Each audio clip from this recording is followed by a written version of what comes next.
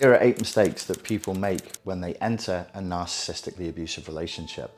The purpose of this video isn't to victim blame, it's just to point out that there are some simple, straightforward, common sense things that we could all be doing, that we probably didn't do, that would help us to avoid emotionally abusive, narcissistically abusive relationships, and would probably make our chances of finding a nice, wholesome, safe, well-structured relationship a little bit higher. Mistake number 1, we let things move too fast. When you don't really know a person and you start diving through the different boundary levels of intimacy, moving from I do not know you, you are a stranger to me, to you are the love of my life, immediately the doorway is wide open for misunderstanding, misinterpretation, and for abuse. If you have a narcissistic predator in that environment, it's lunchtime for them. So for some of us, we weren't really trained to have proper boundaries. And what we should have is a stranger, then a colleague, then a friend we kind of see every once in a while, then a closer friend, then very close friends, then family, then people you're sharing your bedroom with, then somebody you want to be with for the rest of your life. And you should have these different gradations of intimacy. Those of us who were raised with very strict parents, very demanding parents, or perhaps in an otherwise boundary-breaking, harsh childhood environment, we tend to have quite weak boundaries in this area, and we can become very binary. You either I don't know you, or you're my best friend for life. It is more normal and healthier to have varying degrees of boundaries of intimacy when interacting with people, and learning to keep people and your own emotions in their proper and appropriate place based on the level of intimacy of the person you're communicating with. The second mistake that we all make when we're engaging in narcissistically abusive relationships is that we are too naive. We forget evil exists. We forget people lie. We have to remember that there are people out there in the world who will lie to your face multiple times, knowing that the lies they are telling you, if you knew the truth, would absolutely devastate you. And they don't do this in order to survive. They don't do this because of some dramatic thriller story plot line where they have to do it, or their terminally ill child is gonna. No, there's no real reason other than that it is convenient for them. It gets them sex, it gets them money, it gets them access, it gets them status, it gets them pleasure in some way. And for that short-term pleasure, they don't mind trading off your long-term agony, trauma, and pain. The third mistake we make when we enter into a narcissistically abusive relationship is we don't listen. We should be listening to what the person is telling us about themselves. We should listen very carefully to people when they talk. The stories they tell you about their interactions with other people, value statements they make about their own objectives, their own hopes and dreams, their own core values, all of this should be listened to, and listened to carefully. Very often, I found, it was like somewhat humorous in a dark way, with clients over the years when I used to do coaching, I would say 95% of clients I worked with had heard a statement of malicious intent quite openly within the first 2 weeks of a narcissistically abusive relationship. Something like, I'm the devil, you shouldn't trust me, I'm like a vampire from one of those old movies, ha ha ha. And they say these things jokingly and you laugh along with them, but it's literally the truth. They're telling you who they are. The key is to listen.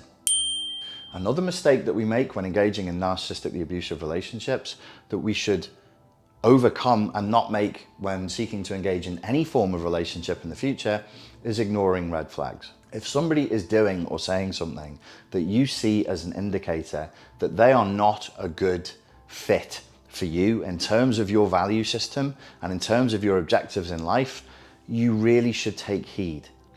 It is a weak moral philosophy that we have when we see bad behavior, bad attitudes. We see bad, we recognize it as bad, but we don't reject it as bad. We permit it into our lives and we recast it as a trauma response. We recast it as some sort of victimhood narrative. We recast it as a coping mechanism. Psychology, unfortunately, is very good at excusing people's poor behavior. It creates this sort of fake, weak morality. It's highly subjective. It involves a lot of moral relativism.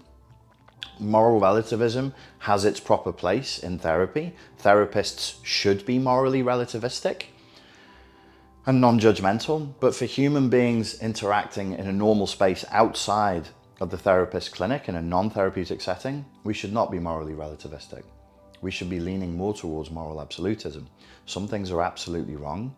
Some things are absolutely right. You need to have a hard boundary no for certain behaviors, even if the person doing it is extremely charming, good looking, wealthy, charismatic, whatever it is that's drawing you in. I don't know whether everybody makes this mistake when they engage in a narcissistically abusive relationship. This could be projection on my part. It's a mistake that I've made 3 times. And I know that some of my clients also made the same mistake. Somewhere inside of me, I said, I have to make this work. I have to make this relationship work. When I look back on that now, if you were to say to me, why did you think that? I have no answer for you. I don't know why I felt obliged and compelled under pain of internal shame and guilt to make the relationship work. And in order to do that, to be the best boyfriend I could possibly be. So I became very focused on what I was doing and how much I could give, instead of watching the other person for feedback and looking at them and making my own value judgments about how they were responding. And it's not a case of like just keeping everybody at arm's length and observing them for months on end. I do think that you can afford to slowly and carefully introduce intimacy, a boundaried, gradated form of graduated form of intimacy over time. But that you also maintain the attitude that you're still checking this person out. They're still on a probationary period and that you don't really know them. And the only way to get to know another human being is across time and across contexts in different interactions with different people at different levels of stress. Anybody can fake being nice when everything is going their own way, right? Another mistake that people commonly make when entering into and staying inside of narcissistically abusive relationships, I know that I did, is not learning to say no. There is no more important word that you need to learn and to practice saying inside of an emotionally abusive or narcissistically abusive relationship than the word no. And when you say no, you should let your no be a no. The no must be absolute. No amount of wheedling, no amount of manipulation, no amount of guilt tripping, no amount of threatening should move you on that no. If you've said no, that should be a no. In Spanish they say, cuando digo que no, es que no. Another mistake that I think people make when it comes to narcissistically abusive relationships is a failure to put themselves first. And you might think, well, according to my spiritual views and my religious beliefs, we don't put ourselves first because that's narcissistic. No, it isn't. It's human, it's natural, it's normal, and it's healthy.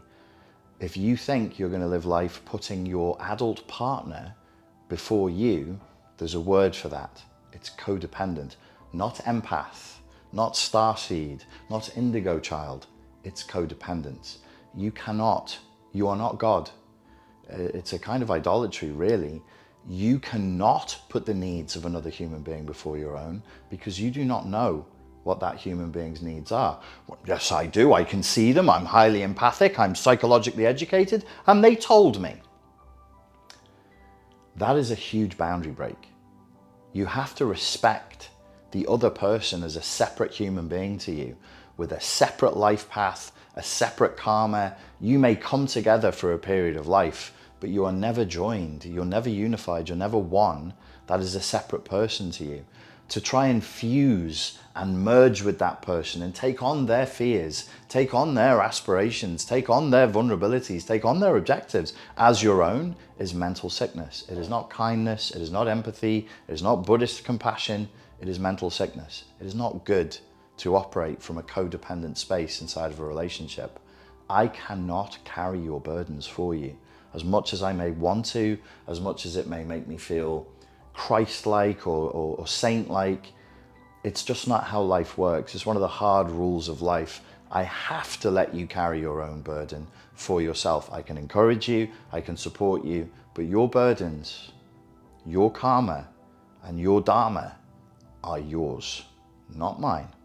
Another mistake that people make in narcissistically abusive relationships is they let the other person warp their view of reality. If you found that inside of your relationship, you're turning into a detective, if you've been tempted to or have started recording conversations to see if you're crazy or the other person's crazy, if you felt a very strong compulsion to go through somebody else's phone or to go through somebody else's diary or search history or whatever it is, as reasonable adults, it is good for us to be conscientious and to consider the possibility that we have an issue that needs to be dealt with in therapy.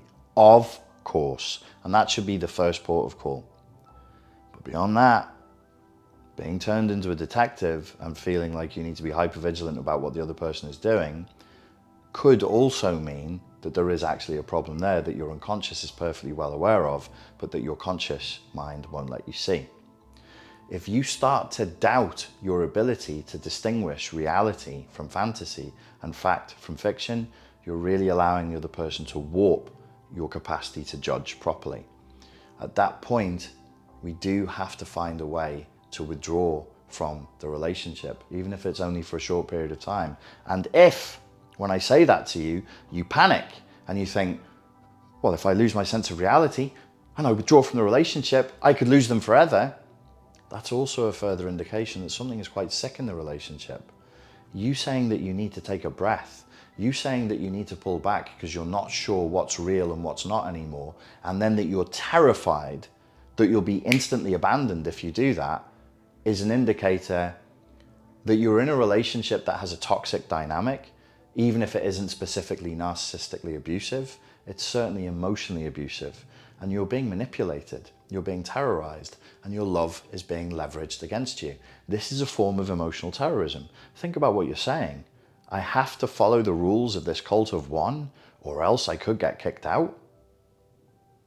Is that a normal adult to adult, honest, on the level, loving relationship? No, it never could be. Ladies and gentlemen, I hope that you enjoyed that video. If you are interested in finding out more about recovering from narcissistically abusive relationships, I have the very popular Unplug from the Matrix of Narcissistic Abuse course. It's available from this link right here. Thank you very much for your time and for your attention, and I look forward to speaking to you again very soon.